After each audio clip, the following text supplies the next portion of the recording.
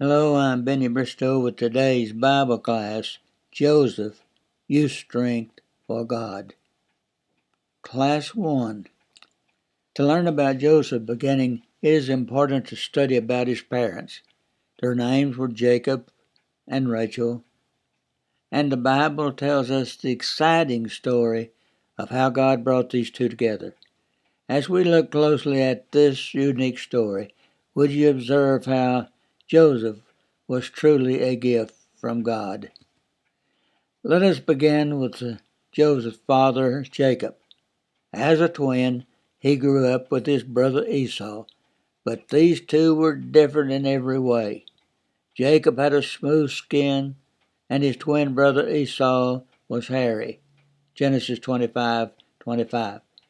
Jacob stayed at home as a shepherd, and his brother went to the field hunting.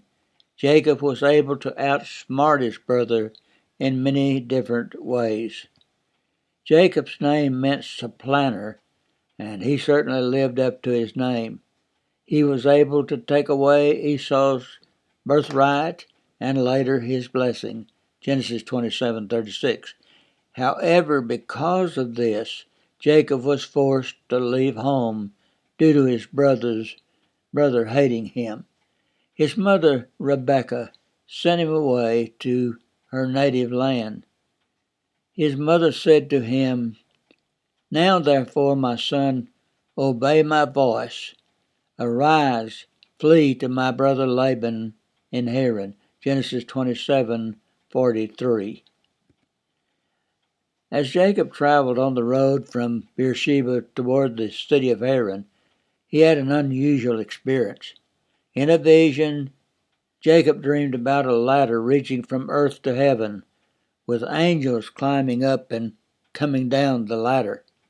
At the top of the ladder was the Lord, who promised to bless Jacob and to give him and his descendants the land where he was sleeping.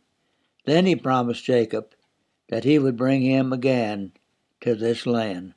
When Jacob awakened, he said, "Surely the Lord is in this place, and I did not know it. This is none other than the house of God, and this is the gate of heaven." Genesis 28:16-17. The next morning, Jacob took the stone he was using for a pillow, poured oil on it, and set it up for a memorial. Then he called the name of this place Bethel. It was here at Bethel that Jacob promised to serve the Lord and to give a tenth to the Lord. After this marvelous event, Jacob traveled on many long and difficult miles in a northeastern direction to his mother's homeland in Haran. When he arrived in this land, he came to a well of water in the field where 3 flocks were lying by it. All of those who owned flocks of sheep and herds of cattle came to the well and waited for the time to roll the stone from the opening of the well so that their animals could be watered. Jacob asked the shepherds with the 3 flocks, "From where are you?" They answered, "We are from Haran." Then Jacob asked them if they knew a man named Laban, who was the son of Nahor. They said that they knew him and that he was well. Then the men said something that must have thrilled Jacob's heart. "And look, his daughter Rachel is coming with the sheep." Shortly after this, Rachel, the shepherdess, came with her father's sheep.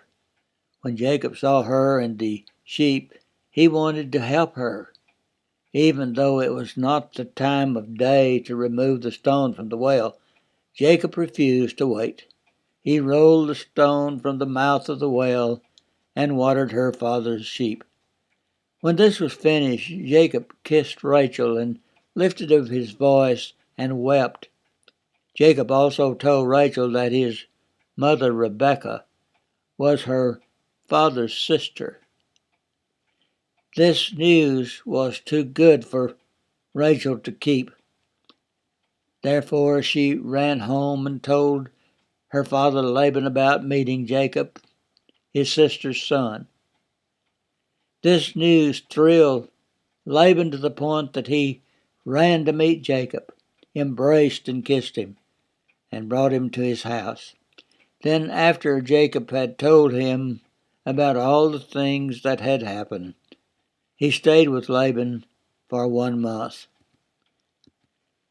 During this first month, Jacob worked for Laban without pay. He was no doubt a good worker, and Laban wanted him to stay with him and work for wages. Laban had 2 daughters. Leah, who was the older of the 2, had weak eyes, but Rachel, the younger, was beautiful. As you may have guessed, Jacob had fallen in love with Rachel. Therefore, for his wages, Jacob agreed to work for Laban 7 years for the right to marry Rachel. Laban agreed, and Jacob's work began. Was 7 years a long time?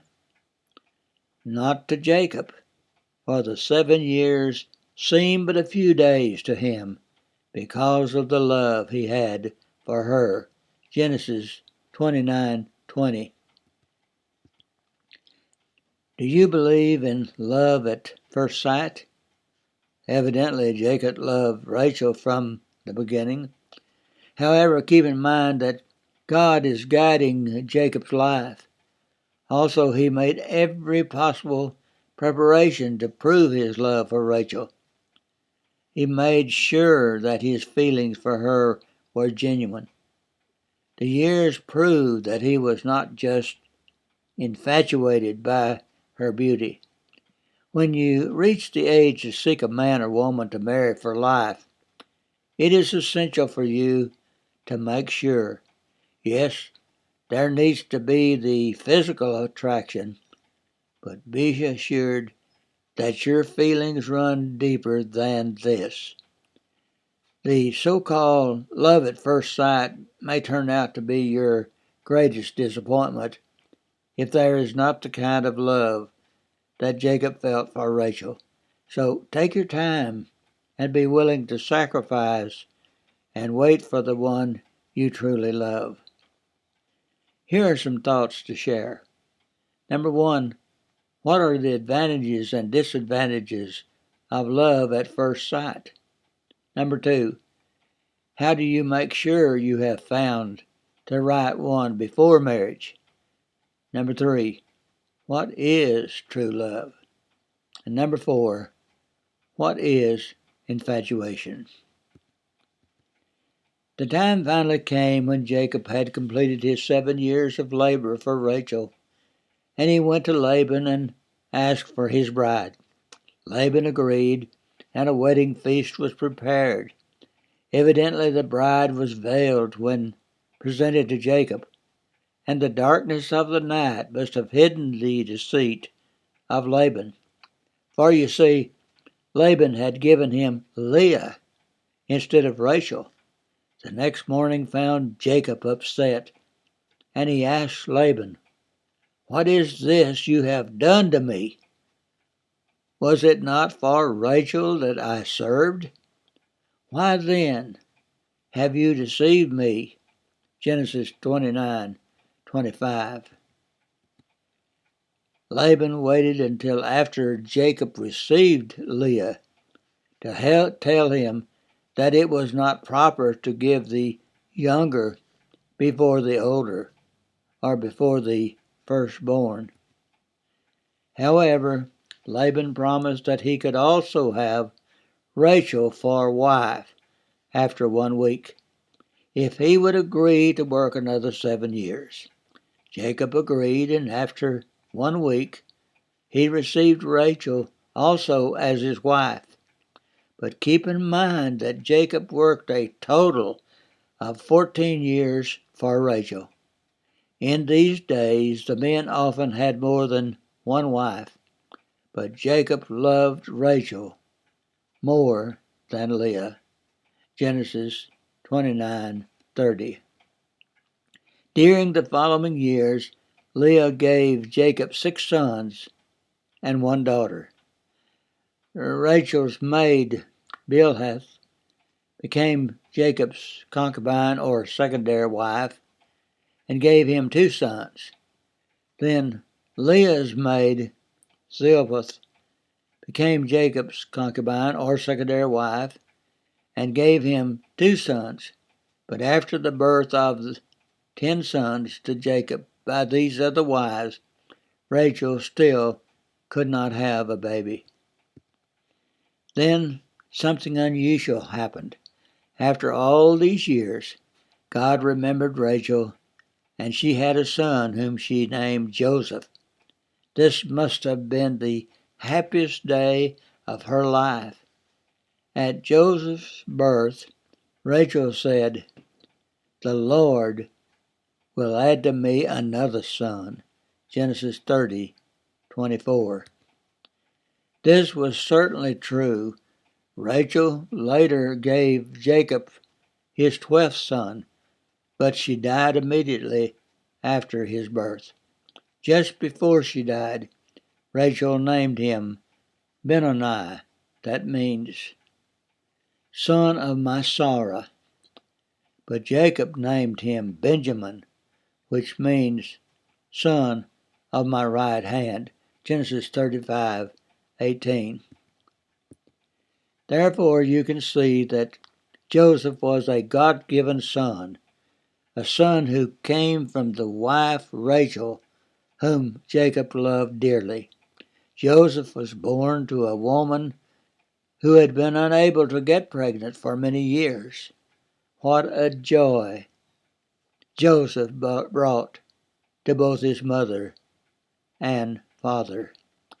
Surely this little baby boy, Joseph, will grow up and do great things for God.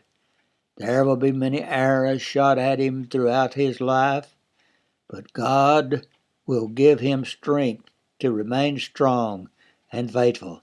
Who can deny that Joseph was truly a gift from God? In the next class, we will look at the subject, hated and envied. And that's today's video, Bible Class 1. Thank you.